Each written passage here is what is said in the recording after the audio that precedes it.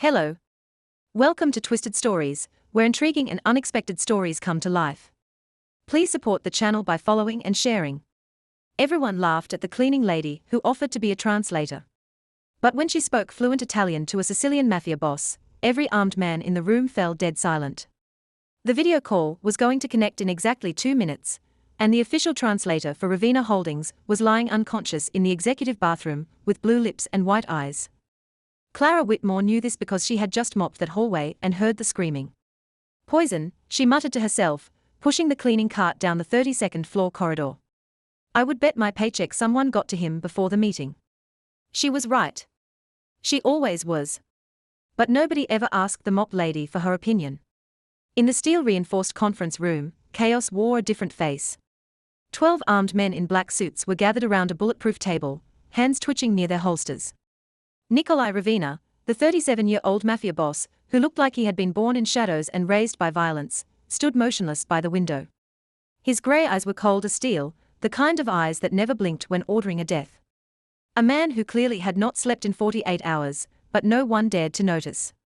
If you enjoy stories like this, hit the like button, share it with your friends, and subscribe to the channel for more.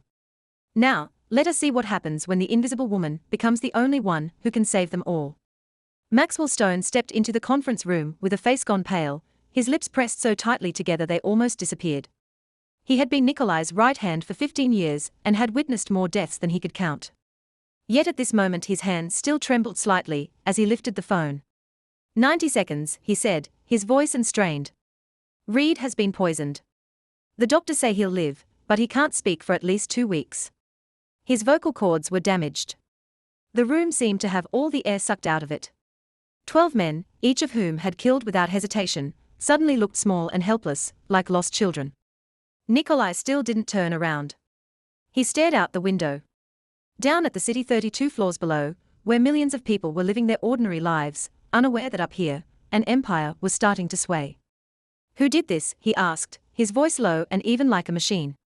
We are investigating, Maxwell replied. But right now, the problem is the call with Benedetti. There's no one to translate. Nikolai finally turned around. His gaze swept across the room like a razor blade, forcing each man to lower his eyes. Who in this room speaks Italian? He asked. It wasn't a question. It was an order. Silence followed. The kind of heavy silence where you could hear every heartbeat. 60 seconds, Maxwell reminded them, his voice tight as a drawn wire. Henderson, the salt and pepper-haired man sitting closest to the door, suddenly raised his hand. The entire room turned to look at him, a flicker of fragile hope passing between them. I know a little Italian, he said, his voice shaking. Nikolai raised an eyebrow. How little is a little? Henderson swallowed. I know how to order pizza. Una pizza margherita. Per favore. And thank you. Gratia. He tried to smile, but the smile died on his lips when he saw Nikolai's eyes.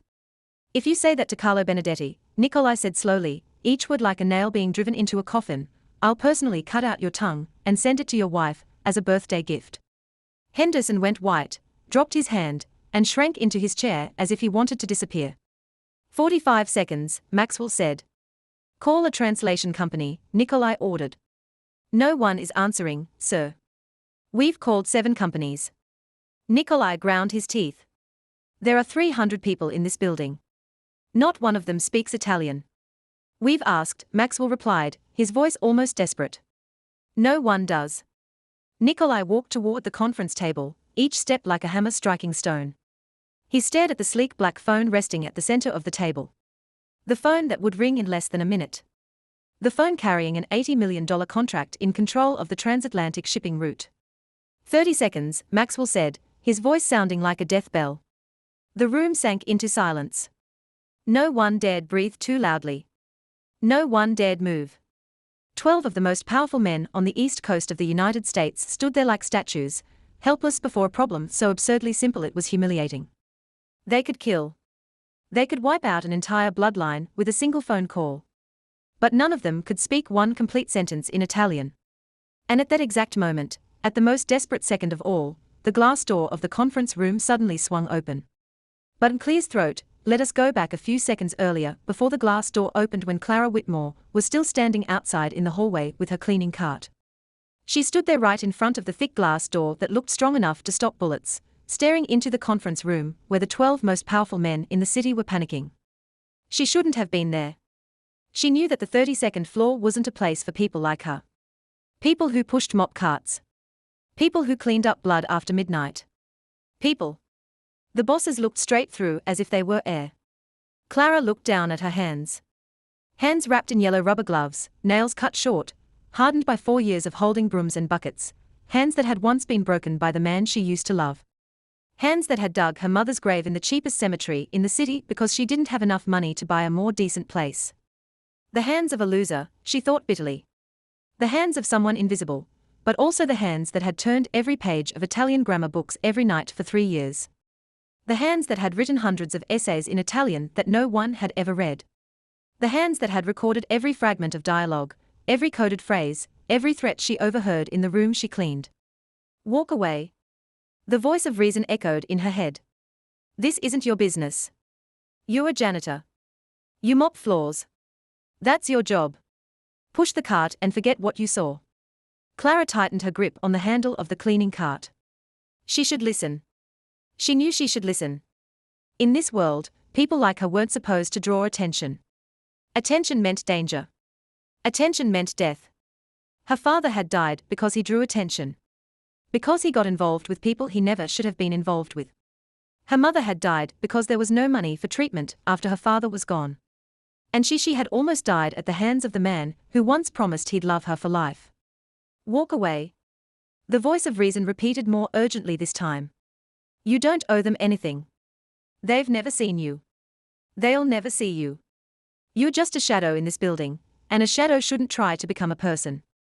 But in Clear's throat, her feet didn't move. She stood there staring through the thick glass, watching Nikolai Ravina stand frozen like a statue, watching Maxwell Stone bite his lip until it bled, watching Henderson shrink into himself after the stupid joke about pizza. And then she saw what made her heart tighten. The corner of the room. A small figure curled up on a chair far too large for her tiny body.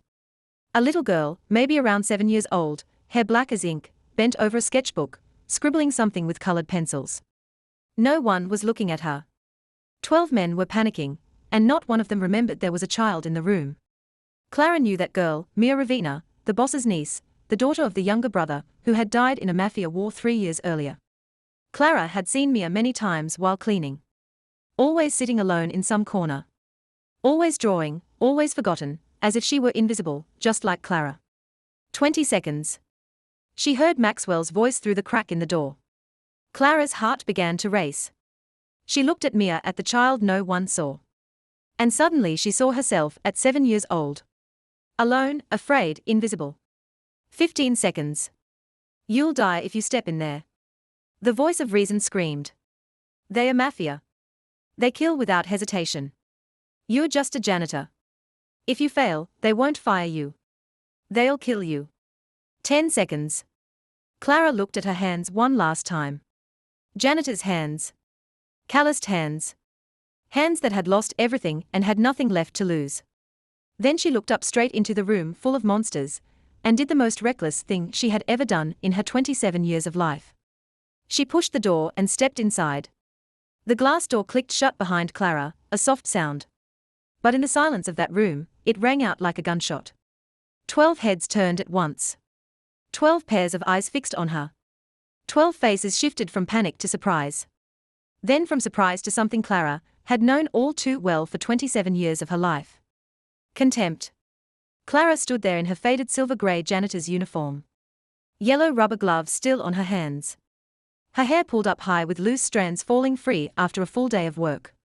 She looked like something that didn't belong in that room, like a stain on an expensive Persian carpet, like a system error in the perfect machine of power and violence.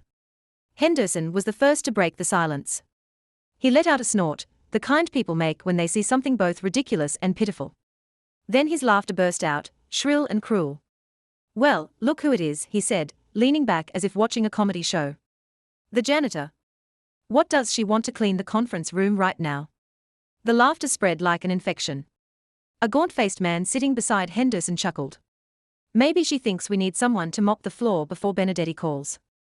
Another man, heavy-set with a neck like a bull's, laughed loudly. Or maybe she wants to ask if we need the bodies cleaned up after the meeting. The whole room erupted in laughter. It wasn't joyful laughter. It was the laughter of the powerful aimed at the weak. The laughter of wolves when a rabbit wanders into the den. Clara didn't move. She stood there, back straight, eyes forward, letting the laughter crash over her like waves. She was used to it. 4 years working here, 4 years being treated like air. 4 years hearing poisonous jokes they didn't bother to lower their voices for because they thought she didn't understand. But she did. She always did. Henderson stood up and walked toward Clara, with the expression of a cat playing with a mouse. "Hey girl," he said, his voice sweet, but his eyes cold. "Do you know where you are? This isn't a bathroom for you to clean. This is the meeting room of important people. You don't belong here." "I speak Italian," Clara said. Her voice wasn't loud, but it was clear enough to cut through the laughter. The room went silent for a second, then exploded again twice as loud. The gaunted man nearly fell off his chair, laughing. "She speaks Italian," he repeated, tears streaming from laughing too hard. "She probably knows how to say ciao and arrive and thinks she's a translator." Henderson took another step closer. Close enough for Clara to smell the expensive cigar on him. "Listen, sweetheart," he said, lowering his voice as if speaking to a child. "We need someone to talk to the Sicilian mafia, not someone who knows how to read an Italian restaurant menu. You understand the difference, right? Or is your level of education not enough to understand?" The laughter roared again. Someone at the far end of the table spoke up. "Send her back, Henderson. She probably learned Italian on social media. Those 30-day videos." "Yeah," the fat man chimed in. 30 days to master Italian. 100% money-back guarantee." The room shook with laughter. Henderson turned to the others, grinning as if he just told the funniest joke of his life. But Clara still didn't move. She didn't lower her head. She didn't blush. She didn't run. She had endured far worse than this. She had endured beatings. She had endured the deaths of her father and her mother. She had endured 3 years of living in hell with the man who promised he'd love her. A few sneers from men who knew nothing about her couldn't hurt her. Nothing could hurt her anymore. "I didn't learn online," she said, her voice still steady. "I taught myself 3 years every night after work. I don't have a degree because I couldn't afford one, but I can translate any business document." Henderson raised an eyebrow thick like a caterpillar. "Taught yourself," he repeated mockingly. 3 years every night." He turned to his men. "You hear that? The janitor taught herself Italian every night, probably between cleaning toilets and taking out the trash." The laughter exploded one last time, louder and crueler, as if trying to grind Clara into dust. But amid all that laughter, there was one man who didn't laugh. Nikolai Ravina still stood motionless by the window, steel-grey eyes fixed on Clara. No contempt, no mockery, just watching, measuring. And that look frightened Clara more than all the laughter combined. Nikolai stepped forward. Each of his footsteps struck the marble floor like a hammer blow. And with every step, the laughter in the room faded away until it vanished completely. When he stopped in front of Clara, less than a single step away from her, the room had sunk into absolute silence. No one dared breathe too loudly. Henderson backed away, his face drained of color, as if he had suddenly realized he'd been joking with something that should never be joked about. Nikolai was almost a head taller than Clara. He looked down at her, grey as cold as a Siberian winter. And Clara looked back. She didn't lower her head. She didn't look away. She'd looked into the eyes of a devil before in the cramped apartment where she'd been beaten for 3 years. And she'd survived. She wouldn't collapse before another gaze. "What's your name?" Nikolai asked, his voice low and even, like water flowing through a cavern. "Clara Whitmore, sir." "How long have you worked here?" 4 years, sir." 4 years, Nikolai repeated as if chewing on each word. 4 years and I've never seen you." Clara didn't answer. She knew it wasn't a question. People like her weren't meant to be seen. That was how this world worked. "You speak Italian," Nikolai continued. "Real Italian, not tourist Italian." Clara took a deep breath. This was the moment that would decide everything. She could step back, apologize, say she'd been mistaken, and push her cleaning cart away as if nothing had happened. But she'd gone too far to turn back. She'd walked into this room, stood before killers, let them laugh at her. If she retreated now, it would all be meaningless. So Clara opened her mouth and spoke in Italian. Yes, sir. I speak Italian fluently. I taught myself for 3 years every night after finishing my shift. I don't have formal credentials because I couldn't afford them. But I can translate any business document and conduct any negotiation. I also understand the language of the underworld. The words outsiders aren't meant to know. The codes you use when you think no one is listening. But I listened. For 4 years, I heard everything. Her voice was clear. Her pronunciation precise down to every syllable. Her intonation natural, as if she'd been born in Florence rather than in the slums of this city. The room went dead silent. Not the silence of contempt from before. This was the silence of people who'd just been slapped in the face by reality.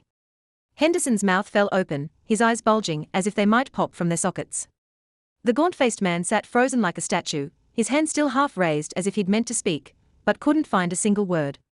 Maxwell Stone lifted an eyebrow, something almost like admiration flickering through his gaze. Nikolai's expression didn't change.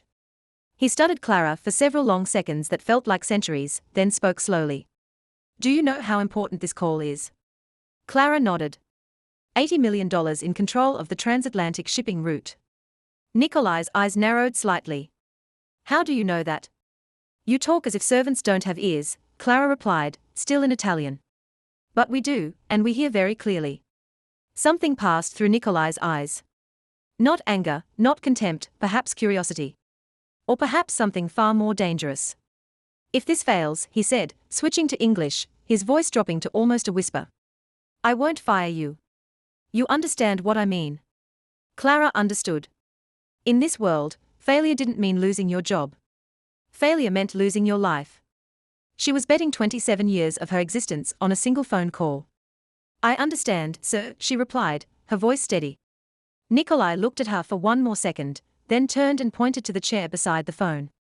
The chair Thomas Reed had occupied for 15 years. The chair of the official interpreter. The chair no one ever imagined a janitor would sit in. Clara stepped forward. She felt 12 pairs of eyes burning into her back. Heard the poisonous whispers behind her. This will be a disaster. The janitor's insane. We are all dead. She sat down. The leather chair was cold, stiff, unfamiliar. But Clara didn't care. She looked at the sleek black phone in front of her, at the screen still dark, and waited 5 seconds. Maxwell counted down. And at that moment, from the corner of the room, Clara felt someone watching her. She turned her head. Mia Ravina, the 7-year-old girl she'd seen through the glass, was looking up from her sketchbook. The child's wide eyes rested on Clara, not afraid, not contemptuous, only filled with a child's pure curiosity. Then Mia smiled. A small smile, almost imperceptible, the kind forgotten children give to invisible adults, as if she were saying, I see you. I believe you. The screen lit up. The connection was established, and the face of Carlo Benedetti, the Sicilian mafia boss, appeared before them all. Carlo Benedetti looked like time had forgotten him, 65 years old. Yet his eyes were still sharp as razors. His white hair slicked perfectly back. His face carved with deep lines where every wrinkle told a story of power and blood. He sat in a room overlooking the Sicilian Sea, the late afternoon sunlight behind him forming a halo around his silhouette, as if he were a saint rather than a man who had ordered hundreds of deaths over 40 years of ruling the underworld. Beside Carla sat a younger man, perhaps around 40, with sharp features and eyes filled with open disdain. Francesco Benedetti, Carla's son and heir, notorious for his temper and his habit of looking down on everything that didn't belong to Sicily. Bueno, sir, Carlo said at last, his voice slow, as if savoring each word. I see there has been a change in your conference room, Nikolai. Where is Mr. Reed? I rather miss his boring face. Clara translated immediately, her tone steady and professional, but she didn't translate words alone. She translated the way Carlo paused before saying Reed's name. The way he stressed the word change, the way his aged eyes swept across the room, as if counting every man present. He knew. Clara was certain of it. Carlo Benedetti knew Reed had been poisoned. And he was testing how Nikolai would respond. Nikolai didn't flinch. Mr. Reed had an unexpected health issue. He replied in English for Clara to translate into Italian. We have a replacement. Clara translated. But she added something subtle. A firmness in the voice, a confidence the original sentence didn't quite carry. She knew that in this world, weakness was death. If Carlo smelled blood, he'd strike. Carlo tilted his head, eyes narrowing slightly as he studied Clara through the screen. A replacement, he repeated in Italian, his tone loaded. A young woman. Have you hired a new interpreter? Or are you testing my patience, Ravina? Clara translated word for word, adding nothing, taking nothing away. She knew Nikolai needed to hear exactly what Carlo said. Needed to grasp the suspicion and perhaps even the insult woven into that question.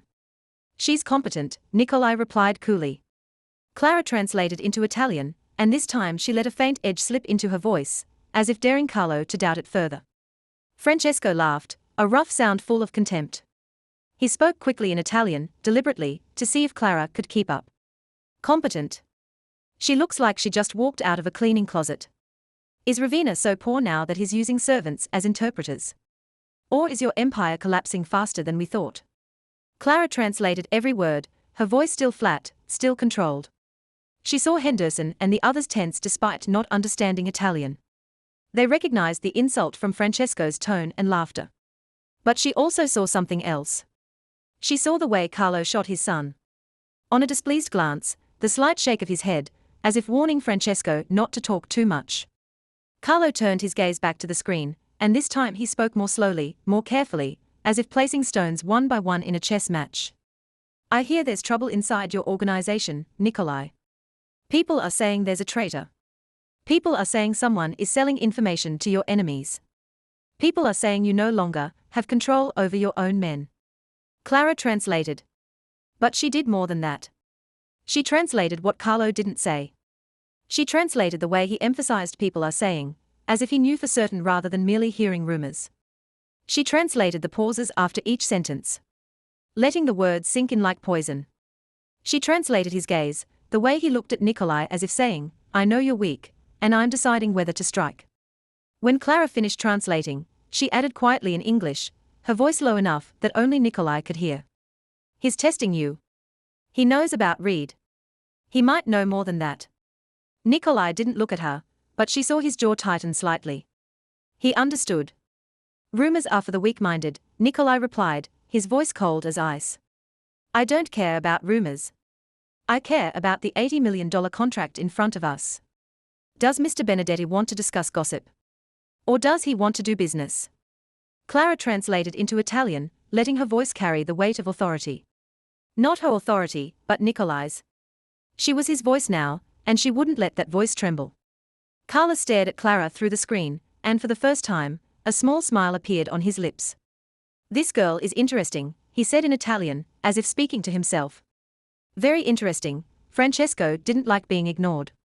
It showed clearly on his face when his father focused his attention on the interpreter girl instead of the negotiation itself. He leaned forward, his eyes black as tar, staring at Clara through the screen with undisguised contempt. Let me tell you this, girl, Francesco said in Italian, slow and dripping with poison.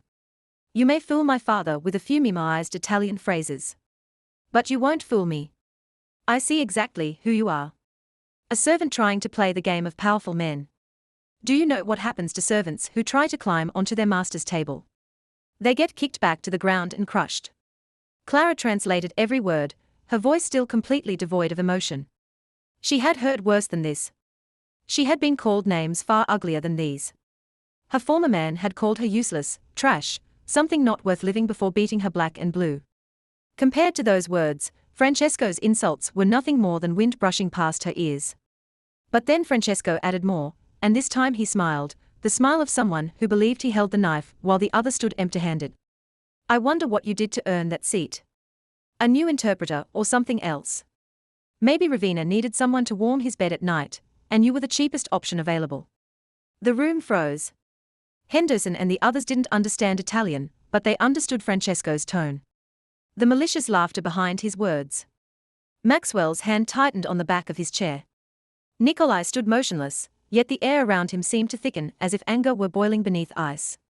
Clara should have translated that line. It was her job. Translate everything, add nothing, subtract nothing, judge nothing. But she didn't translate. Instead, she spoke directly to Francesco in Italian without passing through anyone. "Young Mr. Benedetti," she said, her voice calm as if discussing the weather. "In your world, I understand that men often use insults toward women to cover their own insecurities. But I also understand that those who talk the most are usually the ones who do the least. You say I am a servant trying to climb onto my master's table. Perhaps you're right. But at least I climbed there on my own feet. You, on the other hand, have been sitting on your father's shoulders for 40 years and calling it success." Francesco went pale, his jaw clenched so tightly that Clara could hear his teeth grinding through the microphone. "You dare," he roared, leaping to his feet. "Do you know who you're talking to? I could order your entire family killed in a single breath." "I don't have a family," Clara replied, her voice still unwavering. "My father is dead. My mother is dead. I have nothing left to lose. And people with nothing left to lose are the most dangerous of all. Sir, you should remember that." A deadly silence fell over both sides of the screen. Francesco stood there, his face flushed with rage, fists clenched tight. But before he could say another word, a sound broke the tension. Laughter. Carlo Benedetti was laughing, not mocking laughter, not contemptuous laughter. It was real laughter rising from deep in his chest. The kind of laughter that comes from witnessing something unexpected and delightful. He slapped his hand on the table, shoulders shaking as he laughed. "Mrelosa," he exclaimed. "Magnificent. This girl has fire." Francesco turned to his father in disbelief. "Father, he began. "She just gave you a lesson you should have learned 20 years ago." Carlo cut in, his voice still threaded with laughter. "Never underestimate someone because of their position. And never threaten someone who has nothing left to lose." He turned back to Clara on the screen, eyes still sharp as knives, now carrying something almost like respect. "What's your name, girl?" "Clara Whitmore." "Sir, Clara." Carlo nodded as if carving the name into his memory. "I'll remember that name." "Ravina," he said, turning his gaze to Nikolai. "Where did you find her?" "She came to me," Nikolai replied. And for the first time, Clara heard something different in his voice. Not quite respect, but no longer indifference either. He was looking at her clear as throat, truly looking. Not looking through her like a piece of furniture, but looking at her as if for the first time, he realized she was a person. Francesco refused to concede.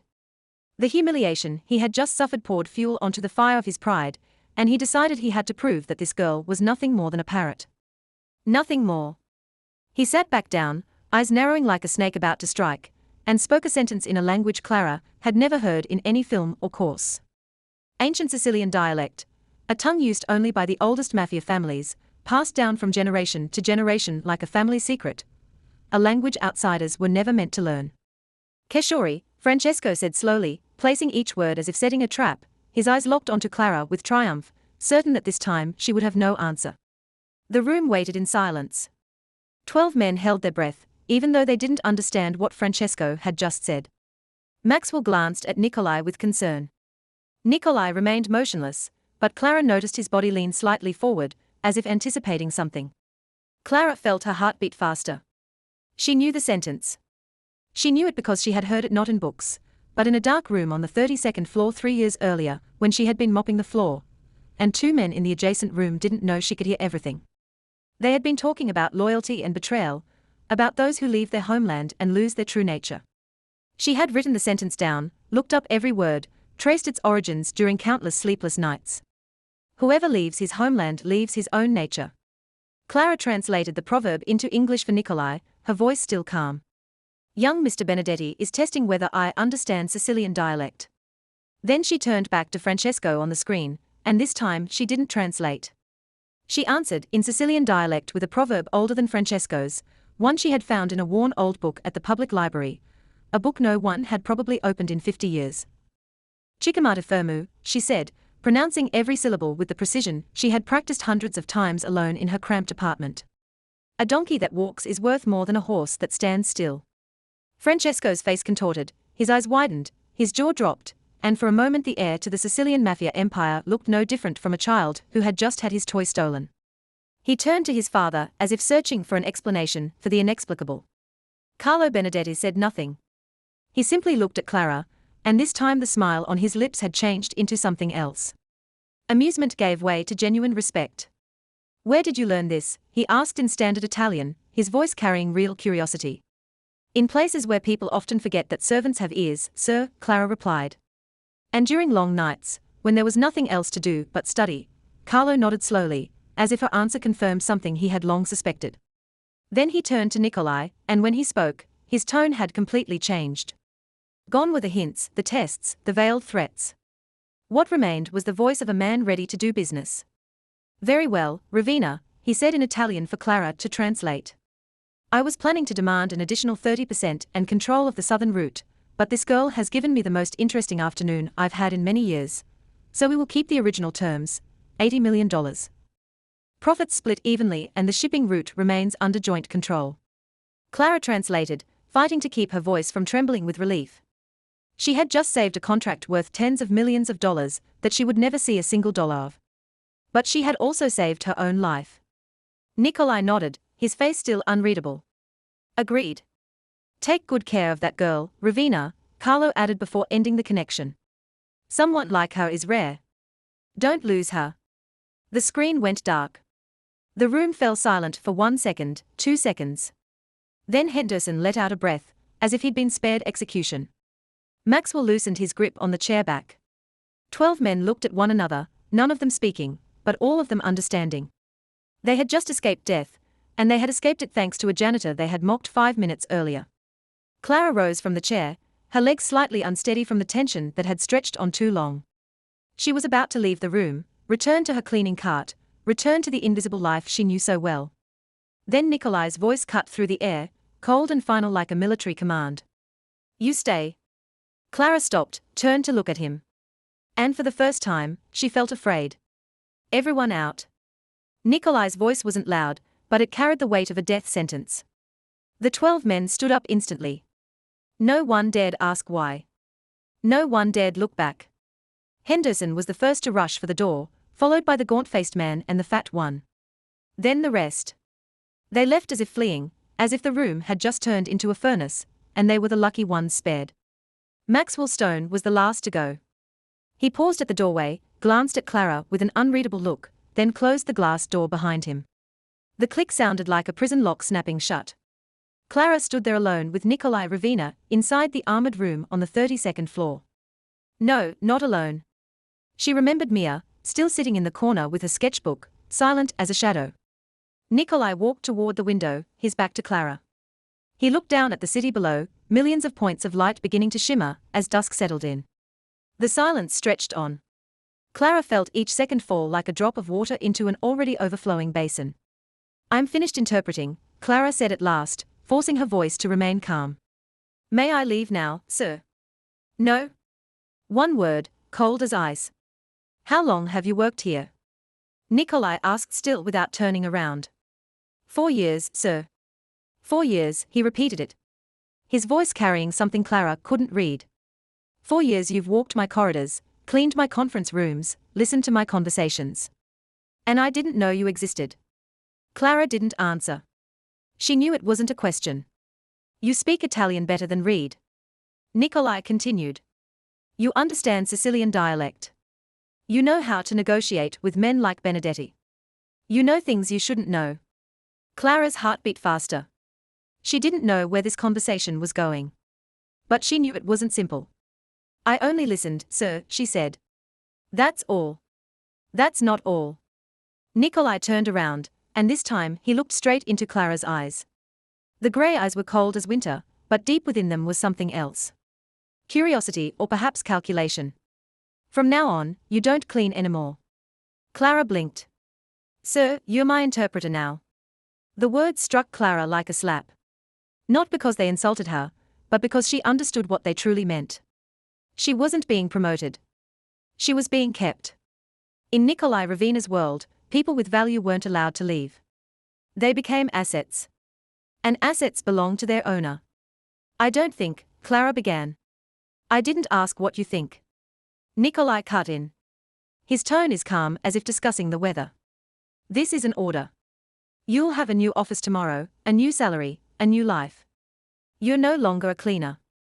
You're mine. Mine. The word echoed in Clara's head like an alarm bell. She wanted to object. To say she belonged to no one.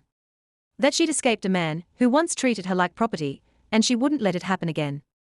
But she said nothing because she knew that in this world opposing Nikolai Ravina meant death. Understood, sir, she replied, her voice steady. Nikolai studied her for a few more seconds, as if searching for any sign of resistance. Finding none, he nodded and turned back to the window. You may go, but before Clara could take a step, a small hand tugged at the hem of her uniform. She looked down. Mia stood there. Wide eyes lifted to Clara with shy hesitation. The girl didn't speak. She simply held out a sheet of paper from her sketchbook. Clara took it. The drawing was done in colored pencils, messy in the way only a 7-year-old's drawing could be. But Clara immediately recognized what it showed. A woman with yellow hands standing in the middle of a room filled with tall, dark shadows. The woman wasn't bowing her head. The woman was standing straight, and beneath the picture, in Mia's crooked handwriting, were 3 words. She is brave. Clara looked at the drawing, then at Mia. The girl smiled, the same small smile as before. The smile forgotten children give to invisible adults. Thank you, sweetheart. Clara whispered, her voice suddenly tight. Mia nodded, then returned to her corner, as if nothing had happened. Clara walked out of the conference room, the drawing still in her hand, and as the glass door closed behind her, she didn't know that Nikolai was watching her through the reflection in the window, grey as carrying something even he couldn't name. The next morning, Clara walked into the Ravina Holdings building as she did every day, but everything was different. Instead of turning left toward the janitor's room to collect her cleaning cart, she was escorted by a security guard straight to the 32nd floor in a private elevator, the same elevator she hadn't been allowed to step into for 4 years. Her new office sat right beside Nikolai, separated by nothing more than a wall of frosted glass. The room was 10 times larger than the shabby apartment she was renting, with a black oak desk, an expensive leather chair, and windows overlooking the entire city. On the desk waited a new laptop, a new phone, and a neatly folded set of clothes inside a box. A black suit, a white shirt, high heels, no more faded silver-grey janitor uniform. No clear's throat, more yellow rubber gloves. Clara stood in the middle of the room, feeling as though she'd stepped into someone else's dream. She touched the surface of the desk, the back of the chair, the glass of the window, as if she needed proof that it was all real. But real didn't mean good. She knew that she hadn't been promoted for her talent. She'd been locked inside a gilded cage because she knew too much. A soft knock pulled Clara from her thoughts. An older woman entered, grey hair pinned neatly up, her face lined with age, but her eyes still sharp. Mrs. Patterson, the Ravina family housekeeper for 30 years.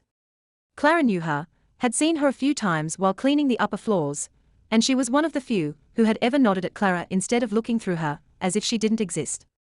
I brought you coffee, Mrs. Patterson said, setting a cup on the desk. And a piece of advice if you want it. Clara looked at her and waited. Be careful, Mrs. Patterson said, lowering her voice as if afraid someone might hear. In this world, being noticed can be more dangerous than being invisible. You've stepped out of the shadows and now you're under the spotlight. All eyes are on you. Not all of them are friendly. I understand, Clara replied. Mrs. Patterson shook her head. You don't yet, but you will. Let's just hope that when you do, it isn't too late. Mrs. Patterson left, leaving Clara alone with the coffee and the unsettling warning. The days that followed passed like a storm. Clara translated documents, contracts, correspondence, encrypted messages. She sat in meetings interpreting conversations whose content made her spine go cold. Names, locations, numbers, orders wrapped in polite language but carrying death sentences. Liquidate the shipment at the eastern port. Clean up the issue with the uncooperative partner. Deal with the one who talked to the police. Clara understood every word. Liquidate meant dispose of. Clean up meant kill. Deal with meant make disappear permanently. She took notes, translated, and kept her face blank like a machine. But every night, when she returned to her apartment, she sat in the dark and trembled. She'd seen darkness before. She'd wiped away blood. She'd heard whispers of death, but now she wasn't standing outside looking in. She was inside the eye of the storm. One evening, when the building had mostly emptied, Clara passed a room with its door slightly open. Clear's throat, light spilled into the hallway, and she heard Nikolai's voice speaking to someone inside. She didn't intend to stop. She shouldn't have stopped, but her feet slowed when she heard the name. Reed Thomas Reed, the interpreter who'd been poisoned. It wasn't an outsider, Maxwell's voice said. We've checked. The poison came from inside. Someone in the organization wanted to sabotage the negotiations with Benedetti. Clara held her breath, pressing her back against the wall outside the door. Find him, Nikolai said, his voice cold as ice. And when you do, bring him to me. I want to handle it myself. Clara slipped away, her heart pounding in her chest. She'd seen something she shouldn't have seen, heard something she shouldn't have heard, and in Nikolai Ravina's world, people who knew too much didn't live long. Mia began appearing in Clara's office on the third day. She didn't knock or ask permission. She simply pushed the door open, clutching her sketchbook to her chest, and sat down on the sofa in the corner, as if it were the most natural thing in the world. Clara looked up from the stack of documents, about to say something. But Mia had already bent over her sketchbook and started drawing, completely ignoring Clara's presence. So Clara said nothing. She kept working. Mia kept drawing, and the room settled into a strange silence that neither of them felt the need to break. On the fourth day, Mia came again. On the fifth day, too, then the sixth, the seventh, and every day after that, the girl never spoke much, only occasionally asking Clara how to pronounce an Italian word or holding up her newest drawing for Clara to see. Clara slowly understood. Mia wasn't coming because she wanted something. Mia came because she had nowhere else to go. This 7-year-old child lived in a building full of people. Yet, no one truly saw her. Nikolai was too busy with his empire. His men treated the girl like decoration. Mrs. Patterson cared, but she had too many duties of her own. Mia was a forgotten child in a world of ruthless adults, just as Clara had once been a forgotten child in a world of poverty and violence.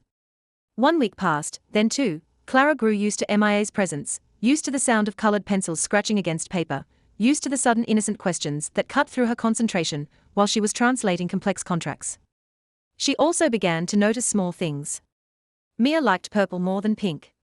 Mia was afraid of thunder, but not of men carrying guns. Mia never spoke about her mother and never asked about her father, as if she had learned not to expect anything from the people who were supposed to love her. Then one day, as Clara was getting ready to leave her office, she saw Mia curled up on the sofa, eyes red, as if she'd been crying. Clara stopped. What's wrong, Mia? The girl didn't answer, only lowered her head to stare at her sketchbook. Clara walked over, sat beside her, and waited. She had learned that sometimes silence was the best way to let someone open up. 1 minute passed. 2. Then MIA's voice came. So soft it was almost a whisper. Today is my birthday. Clara's heart tightened. Birthday? She looked around the room down the hallway across the 32nd floor. There were no balloons, no cake, no sign at all that today was a special day for a 7-year-old child. No one remembers.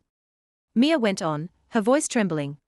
I didn't tell anyone because I thought they'd remember. They forgot last year, too, and the year before that. But I kept thinking this year would be different. Clara looked at the girl, at the wide eyes, struggling not to spill tears. At the small shoulders, shaking as she fought not to cry, and she saw herself. She saw the 7-year-old child sitting alone in an empty house on her birthday, waiting for a father who never came home, because he was drunk somewhere, waiting for a mother to buy a cake when there wasn't any money. She saw all the years when no one remembered she existed. What kind of cake do you like? Clara asked. Mia looked up, eyes wide with surprise. Cake? Birthday cake. What flavor do you like? Chocolate. Mia replied, still sounding unsure, with strawberry cream on top. Wait here. Don't go anywhere. Clara stood and hurried out of the office. For the first time since being kept on as an interpreter, she left the 32nd floor without asking permission. She went down to the ground level, stepped out onto the street, and found the nearest bakery. 45 minutes later, Clara returned with a small chocolate cake topped with strawberry cream, a bundle of birthday candles, and a purple teddy bear she'd bought from a toy shop along the way. Mia was still there in the same spot, as if she didn't quite believe Clara would come back. When the girl saw the cake, her eyes lit up in a way Clara had never seen before. Is this for me? Mia asked, her voice shaking. It's for you. Happy birthday, Mia.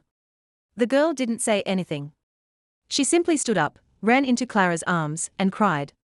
Not the cry of sadness, but the cry of a child who was being seen for the first time. Clara held Mia, gently stroking the girl's black hair, and felt something warm spread through her chest. She didn't know that beyond the glass door, Nikolai Ravina was standing there watching, his face unreadable. But for the first time, his grey eyes carried something that looked very much like pain.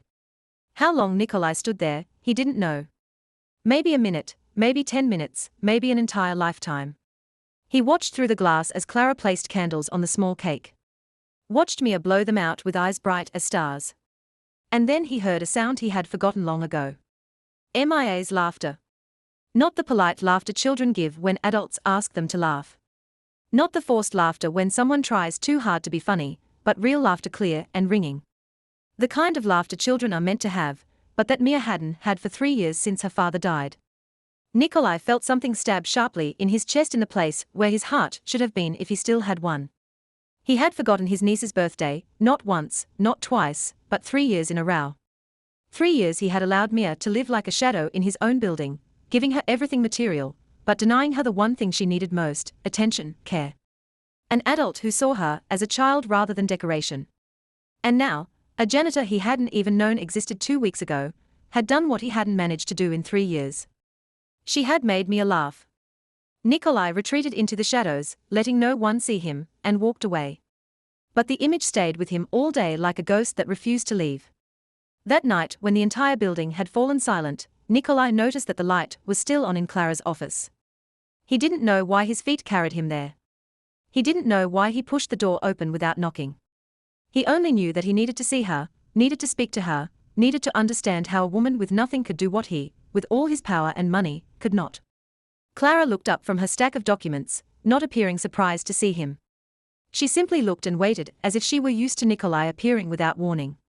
"You're still awake," he said. Not a question. "So, are you, sir?" Nikolai stepped inside and closed the door behind him. He didn't sit. He stood by the window, looking out at the sleeping city. The silence stretched on. It wasn't uncomfortable. It was just silence. "You organized Mia's birthday," he finally said. Clara didn't answer right away. "Yes, sir." "Why?" "Because no one else did." The answer was so simple, it was cruel. Nikolai felt it like a knife driven straight into his chest. He turned to look at Clara. At the woman sitting under the warm light with calm eyes that held no fear. "You worked for me for 4 years." He said, "You know what kind of man I am. You know the things I do, the people I've killed. Why aren't you afraid of me?" Clara set her pen down and met his gaze. In 4 years, no one had dared look at him like that. As if he were just an ordinary man, not a monster, not a boss, not someone with the power of life and death. "Because I've already lost everything that can be lost, sir," she replied. "My father died when I was 19 because he got involved with people like you. My mother died 2 years later from poverty and illness. I was beaten for 3 years by the man I once loved. I've seen hell, sir. I've lived in it. Fear is a luxury for people who still have something to lose. I don't have anything left." Silence. Nikolai stood there looking at Clara, and for the first time in many years, he didn't know what to say. "You're wrong," he finally said, his voice lower than usual. "You still have one thing left to lose. Your life." Clara didn't look away. "A life with nothing to live for. Is it worth keeping, sir?" Nikolai didn't answer. He couldn't because the question touched something deep inside him. Something he had buried since his mother took her own life. Since his father was murdered, since his wife betrayed him. He had lived like a walking corpse for years. Living for power, for revenge, for momentum. But had he ever truly lived? "You're different from everyone I've ever met," Nikolai said, his voice carrying something he himself didn't recognize. "You should hate people like me. People who destroyed your life. But you don't. Hatred doesn't change the past, sir. It only burns the person who carries it. I chose to let go. Not because I forgive, but because I want to live, not just exist." Nikolai looked at her for a long time, then turned and left the room without another word. But as the door closed behind him, he knew something had changed. The ice that had encased him for so many years had just shown its first crack. 3 weeks had passed since that night. 3 weeks during which Clara felt a subtle change in the way Nikolai looked at her. No longer the look that passed through her as if she were an object, no longer the calculating gaze reserved for an asset. It was the look of someone trying to understand something he had never encountered before. But that fragile calm shattered one afternoon when the elevator doors on the 32nd floor slid open and a woman stepped out. She was beautiful in a way that made people hold their breath. 34 years old, honey blonde hair, eyes blue as the Caribbean Sea, a body sculpted like marble beneath designer dresses. But Clara, who had learned to read people during years of living with violence, saw something else beneath that perfect beauty. Danger. The kind of danger carried by venomous snakes disguised in brilliant colors. Natasha Vulov, someone whispered in the hallway. The boss's ex-wife. Clara stiffened. She had heard that name before in conversations she wasn't meant to hear in documents she had translated. Natasha Vulov, the woman who had been Nikolai Ravina's wife for 2 years. The woman who sold information to a rival mafia. The woman who had nearly cost Nikolai his life in an ambush 5 years earlier. And Nikolai had spared her. The one decision Maxwell said he regretted to this day. Natasha walked as if she was still the mistress of the building. As if 5 years of exile had never happened. She didn't look at anyone. Didn't greet anyone, just headed straight toward Nikolai's office with the confidence of someone who knew she still held power. But halfway there, she stopped right in front of Clara's office door. Blue eyes swept over Clara with undisguised contempt. "Oh," she said, her voice clear as crystal, but sharp as a blade. "Servants get offices now. Has Ravina fallen this far?" Clara didn't answer. She was used to insults, but she wasn't used to the chill that crawled up her spine when she met Natasha's eyes. They were the eyes of someone without a soul. Eyes that could smile while plunging a knife into someone's back. Natasha snorted and walked on, leaving Clara with a racing heart and icy hands. 20 minutes later, shouting erupted from Nikolai's office, not Nikolai's voice. He never shouted. It was Natasha's. Shrill and furious. "I have rights. Mia is my niece. By law, I can demand guardianship." Clara stood and stepped into the hallway. She shouldn't listen. She knew she shouldn't, but she was worried about Mia. She had seen Natasha's eyes, and she knew this woman loved no one but herself. "I don't want the child." Nikolai's voice rang out, cold as ice. "What do you want? Money, power, or a way to get close to me again and finish what you didn't 5 years ago?" Silence, then Natasha's laughter, light and chilling. "You're still angry about that, Nikolai. It's been 5 years. I've changed. I just want the child to be properly cared for. You're mafia, you can't raise a little girl. I can give her a normal life. Get out." Nikolai's voice dropped. More dangerous than any shout. "Before I forget that I spared your life once." "You can't throw me out," Natasha replied calmly. "I have lawyers. I have evidence of what you do. If you don't give me custody of Mia, I'll take everything to court. And you know what happens when the police start investigating Ravina Holdings." The door flew open. Natasha stormed out, her face flushed with rage, though she struggled to maintain her pride. She shot Clara a look full of malice. "Enjoy your position while you can, servant," she said quietly. "It won't last long." Then she stepped into the elevator and vanished. Clara stood there, her heart pounding, trying to process what she had just heard. But before she could think, a small figure ran toward her from the end of the hallway. "Mia?" The girl rushed forward, her face pale, wide eyes filled with terror, and crashed into Clara. She was shaking. Shaking so hard Clara could feel every tremor through her clothes. "She's back," Mia whispered, her voice breaking with tears. "She wants to take me away. I don't want to go with her. I'm scared of her. Please don't let her take me." Clara wrapped her arms tightly around Mia, gently stroking the girl's black hair. "I'm here," she whispered. "I won't let anyone take you." She didn't know if she had the right to promise that. She was just an interpreter, just a promoted servant, just no one in this world of power and violence. But holding Mia's trembling body, Clara knew she would do anything to protect this child, even if it meant standing against Natasha Vulov. Natasha didn't give up. In the days that followed, she appeared at Ravina Holdings like an uninvited ghost, drifting through the corridors, chatting with the men, smiling at those who had once served her when she had still been mistress of the house. Clara watched from a distance, watched the way Natasha whispered into Henderson's ear. The way she laughed with the gaunted man, the way she rested her hand on men's arms and looked at them with those bright blue eyes full of promise. She was building allies, planting doubt, manipulating one person at a time like a patient spider weaving its web. And Clara knew exactly what she was saying about her. "Do you know that new interpreter?" Natasha said to Henderson in the hallway, her voice loud enough for Clara to hear from her office. Her father was drowning in debt and died because of gambling. Betrayal runs in her blood. She's just a servant in disguise trying to climb into the boss's bed to gain status. Henderson nodded, his eyes flicking toward Clara with the contempt he had been suppressing for weeks. Now someone had given him permission to show it openly, and he didn't hesitate. The rumors spread like a disease. Clara felt the shift in the way people looked at her.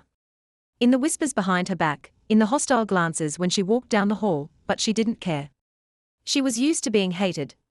What she cared about was Mia. Natasha began approaching the child. Every day she brought new gifts, expensive dolls, designer dresses, promises of a wonderful life if Mia would just go with her. But Mia wasn't fooled.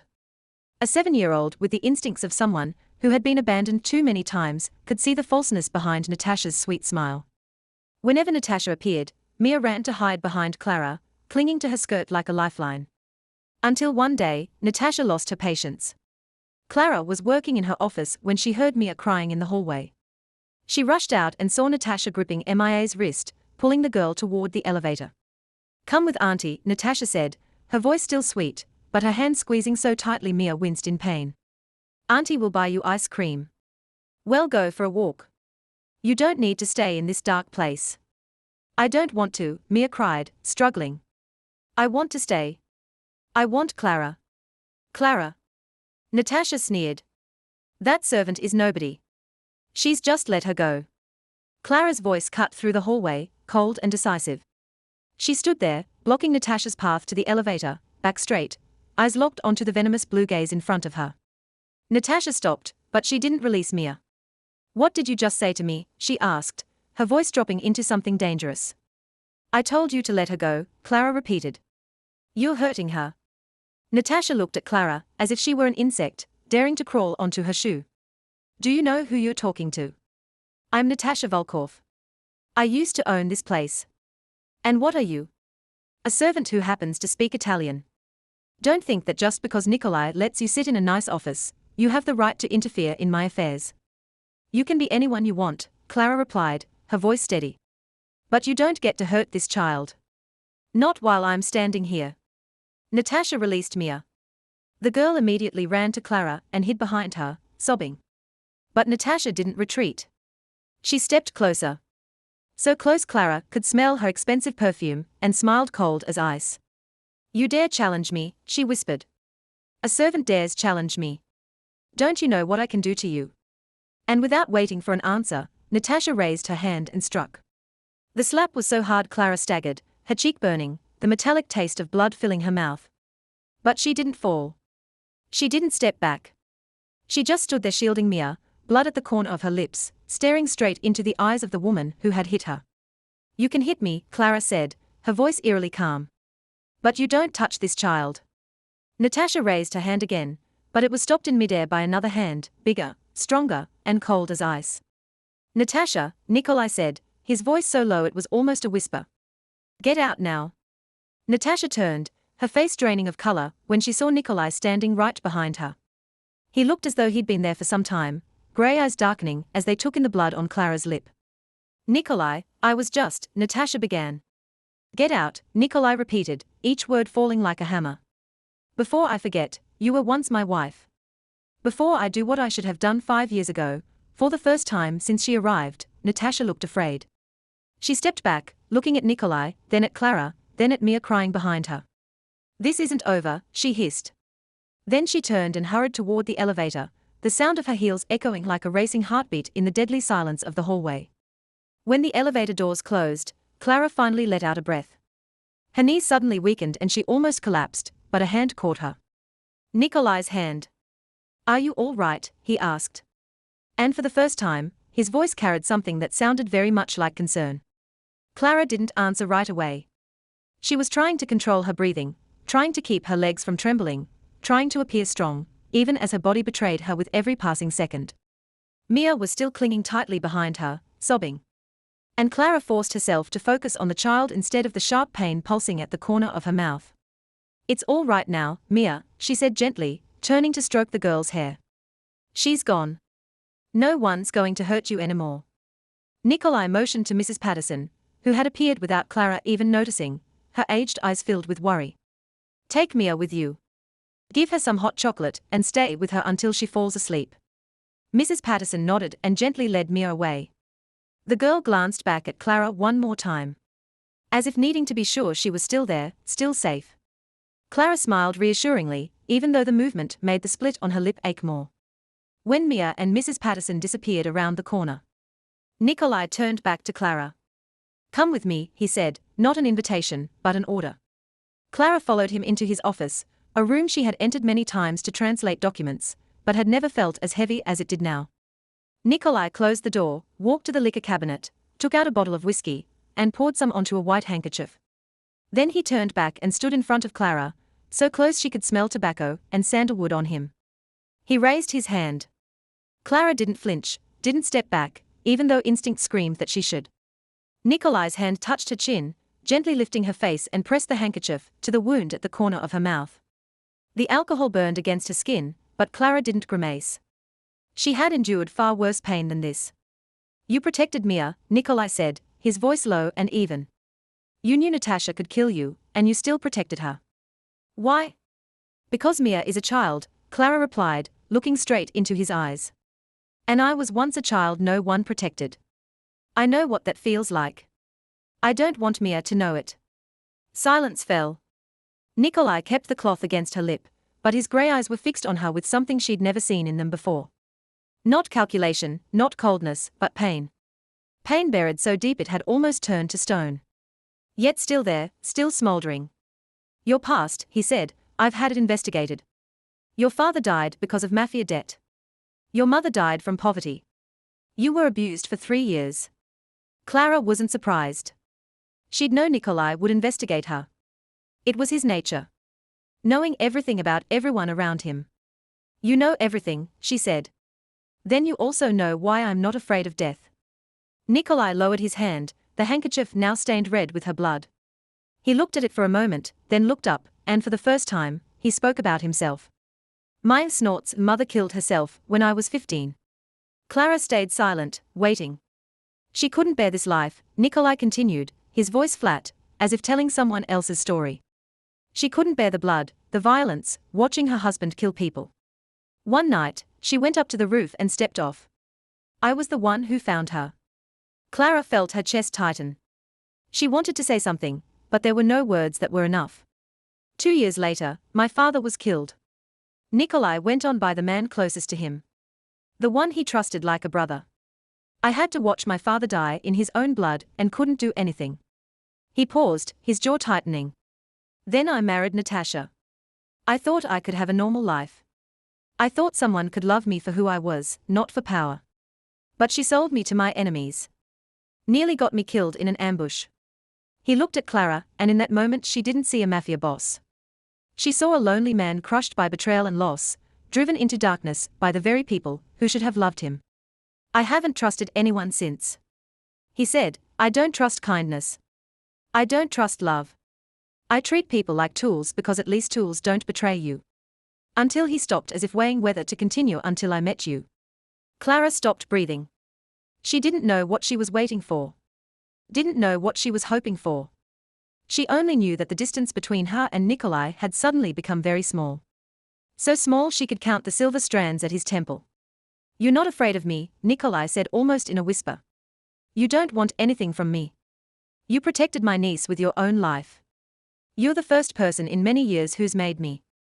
He paused, searching for the words. "Made me want to believe again." Clara looked at him at those grey eyes opening for the first time after years of being sealed shut, and she felt something shift between them. Not love, not yet, but the fragile connection of two broken souls recognizing each other in the dark. The intimate moment between them was shattered by a sharp, urgent knock on the door. Maxwell Stone entered without waiting to be invited. His face pale in a way Clara had never seen during her time working here. "Boss," Maxwell said, his voice stretched tight like a wire. "We have a serious problem." Nikolai shifted instantly from a man who had just opened himself back into the cold mafia boss in the blink of an eye. He stepped away from Clara, his grey eyes turning hard as steel. "Speak," he ordered. "Natasha is working with Klov," Maxwell replied. "The Klov family, Russian mafia. Ravina's sworn enemy for 20 years. Clara had seen the name and documents she'd translated.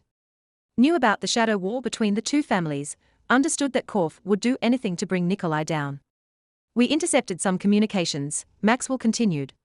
Natasha doesn't just want Mia. She's using the custody battle as a distraction. While we are focused on courts and lawyers, Clov will strike. They've planned everything in detail. Someone inside is feeding them information. When? Nikolai asked, his voice steady, even though the news could mean death. 3 days, Maxwell said. Saturday night. They know your schedule, the security layout, everything. Clara stood still in the corner, trying not to draw attention, but her mind was racing. 3 days. Only 3 days before Clov attacked. And if they succeeded, Nikolai would die. Mia would fall into Natasha's hands. Everything Clara had tried to protect would vanish. Then she remembered something. The notebook. The small notebook she'd kept for 4 years, from nights cleaning meeting rooms, from conversations people thought she couldn't hear, from scraps of paper she'd read before throwing them away. She didn't know why she'd written everything down. Maybe it was how she survived, knowing what was happening so she could avoid danger. Maybe it was the instinct of the powerless, gathering information like weapons. Whatever the reason, she knew now that what she had could save Nikolai. Sir, Clara said, her voice calm even as her heart pounded. I have something that can help you. Nikolai and Maxwell turned to her, surprised. Clara walked to her desk where her small bag rested and took out an old leather notebook worn and frayed from being opened and closed too many times. What is this? Nikolai asked. For 4 years, Clara replied, placing it on the desk. I wrote down everything I heard, saw, read, conversations in meeting rooms, names that came up, plans, deals. I didn't know why back then, but now I do. I was too terrified to show you this sooner, sir. I thought if you knew I had been recording your secrets, you would kill me.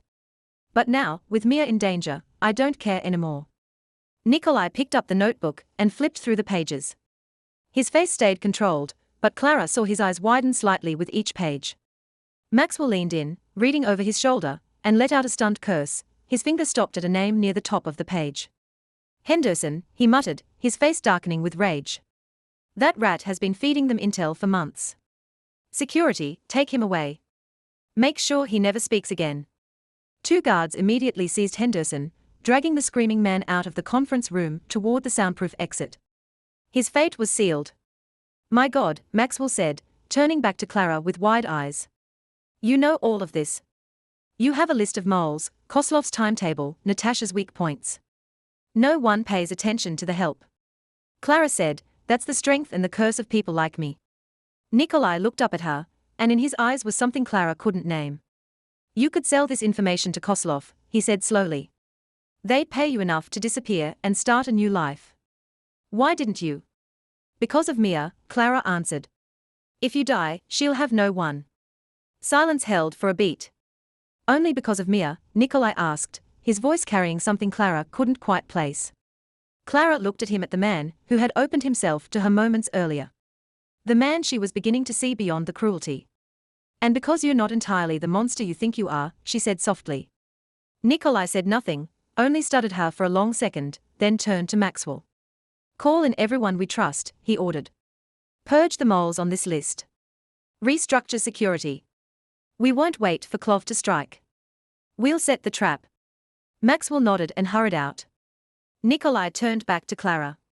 And for the first time since she'd walked into that room full of killers more than a month ago, he said 2 words she never thought she'd hear from a mafia boss. Thank you. 2 words. But in Nikolai Ravina's world, they weighed as much as mountains. 3 days passed like 3 seconds.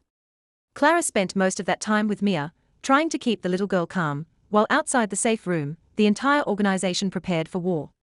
Saturday night arrived faster than she expected. The first gunshot rang out at 11 o'clock at night, tearing through the building's silence like lightning in a clear sky. Then the second, the third, the fourth. A relentless downpour of gunfire mixed with screams, shattering glass, and hurried footsteps echoing through the corridors. Clov had come, but they didn't know that Nikolai was waiting for them. Clara held Mia tightly in the safe room deep in the basement where Nikolai had taken them before the fighting began. The room was built of reinforced concrete, the door half a meter thick, strong enough to withstand a bomb. Still, Clara trembled, not for herself, but for Nikolai out there amid bullets and death. Clara, Mia whispered, her voice shaking. Is Uncle Nikolai okay? He'll be fine, Clara replied, forcing her voice steady while her heart felt like it might burst. He's very strong. The gunfire continued above them. Sometimes close, sometimes distant. Clara counted each explosion, trying to guess how the battle was unfolding. She didn't know how much time passed. Maybe 10 minutes, maybe an hour, maybe a lifetime. Then the gunfire stopped. The sudden silence was more terrifying than the noise. Clara held her breath, tightened her arms around Mia, and stared at the steel door. She waited. She waited for Nikolai's familiar footsteps. She waited for his low voice saying everything was over. But the silence stretched on, heavy and suffocating, thinking the battle was won and Nikolai might be injured. Clara made a decision. Trembling, she unlocked the heavy steel door and pushed it open. But as she stepped into the corridor, a figure emerged from the shadows. Natasha Vulov stood there, a gun in her hand, blood smeared across her cheek, blue eyes blazing with the madness of someone who had nothing left to lose. "Hello, servant girl," Natasha said, her voice trembling with rage and perhaps fear. "It seems our plan didn't go as expected. Kozlo failed. My men are dead. But at least I'll take what I want." Clara stood, pushing Mia behind her, shielding the small body with her own. "Drop the gun, Natasha," she said, her voice eerily calm as she stared down the barrel. "You can't escape. The building is sealed." Natasha laughed, shrill and chilling. "I know, but if I die, I won't die alone. Give me the girl and you live." Clara didn't move. "No?" Natasha tilted her head, as if considering something, then aimed the gun straight at Clara's chest. "Who do you think you are?" she demanded, her voice shaking with fury. "A servant. No one will remember you if you die. No one will cry. No one will care. You're nobody." "Maybe," Clara replied evenly. "But Mia will remember, and I'd rather die so Mia keeps a good memory than live and let her suffer." Natasha's eyes darkened. Her finger tightened on the trigger. Clara closed her eyes, waiting for the shot, waiting for a death she hadn't feared for a long time, but the gunshot came from another direction. Clara opened her eyes and saw the weapon fly from Natasha's hand, blood spilling from her wrist. Natasha screamed and collapsed, clutching her wounded arm. And in the doorway of the safe room stood Nikolai Ravina, smoke rising from the gun in his hand, blood on his face, clothes torn from the fight, but his grey eyes fixed only on Clara. "Are you hurt?" he asked, his voice with fear. Clara felt her knees give way. All the strength she'd held together for so long suddenly dissolved. She sank down, legs unable to support her. And for the first time since entering Nikolai's world, she allowed herself to be afraid.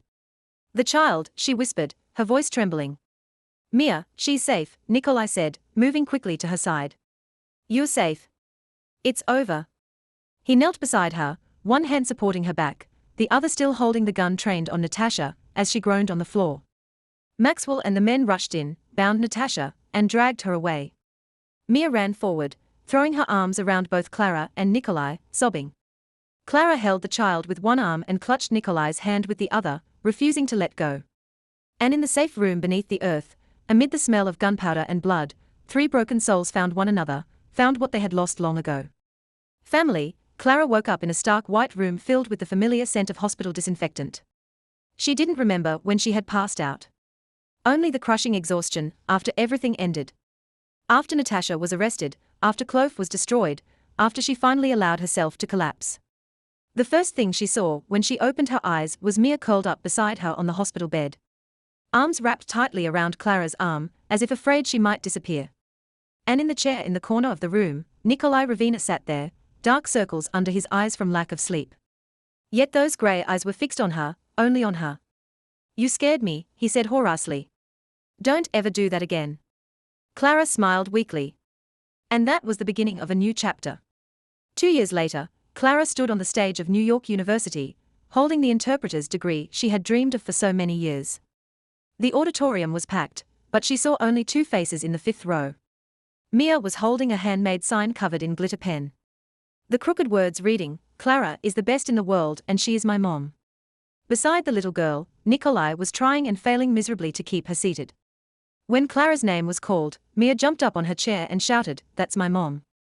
She's the best." The entire hall burst into laughter. Clara laughed too, tears streaming down her cheeks, not from sadness, but from happiness. From knowing that all the sleepless nights studying in a rundown room had finally meant something. From proving to everyone who had once mocked her that they were wrong. After the graduation ceremony, the three of them returned to Nikolai's apartment. Clara stepped inside and froze.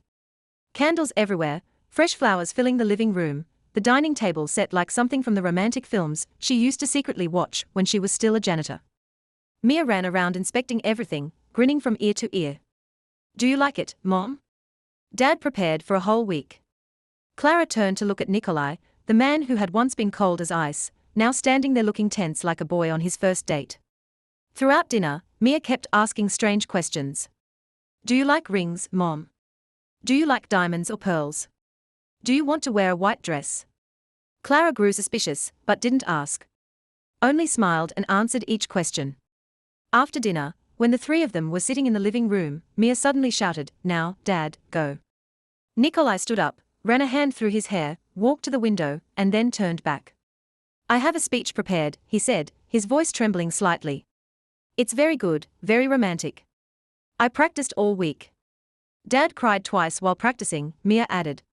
Clara laughed, and that laughter seemed to give Nikolai the courage he needed. He stepped in front of her, knelt down, and took a black velvet box from his jacket pocket. When he opened it, Clara saw a simple yet elegant ring with an amber stone shimmering in the candlelight, the same color as her eyes.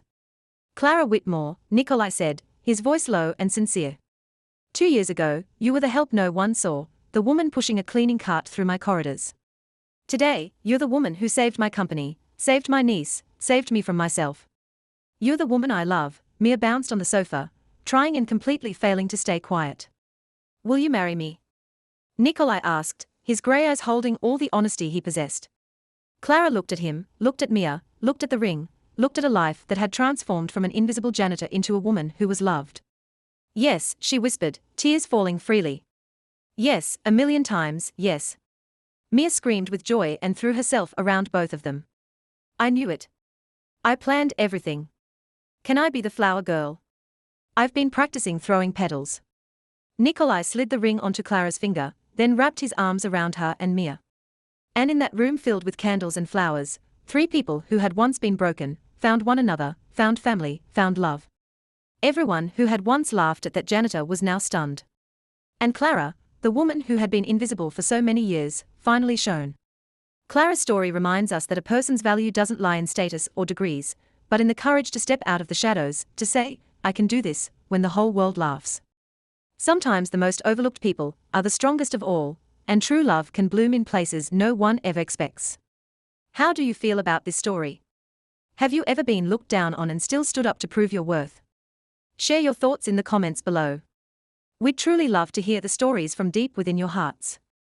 If you enjoyed this video, don't forget to like it, share it with your friends and loved ones, and subscribe to our channel so you don't miss our daily touching stories.